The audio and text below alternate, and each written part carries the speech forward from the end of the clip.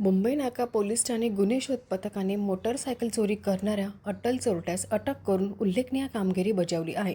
गोपनीय माहितीच्या आधारे सापळा रचून शाहरुख सलीम शेख वय 25 राहणार भारतनगर नाशिक यास ताब्यात घेण्यात आले आहे. त्याच्याकडून एकूण 85,000 रुपये किमतीच्या 3 चोरीच्या मोटरसायकली हस्तगत करण्यात आल्या. या प्रकरणी मुंबई नाका गंगापूर व अंबड पोलीस ठाण्यात दाखल गुन्ह्यांची उकल झाली आहे. नववर्षाच्या सुरुवातीलाच केलेल्या या कारवाईबद्दल नाशिक पोलिसांचे कौतुक होत आहे. येथे एक मोटरसायकल चोरीचा गुन्हा दाखल होता.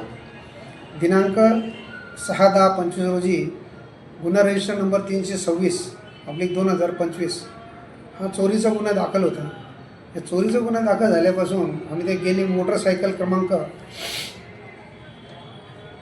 पल्सर गाडी होती MH48X 0290 हिचा शोध चालू असताना आमचे पोलीस स्टेशनचे पोलीस अंमलदार 2445 गणेश बोरनारे यांना गुप्त बातमी मिळाली की आपल्या भारतनगरमध्ये राहणारा शाहरुख सलीम शेख वय 25 वर्ष हा चोरीची गाडी विकायला येणार आहे अशी माहिती मिळाल्यावरून आमच्या पूर्ण गुन्हे शोध पथकाने तिथे सापळा लावला.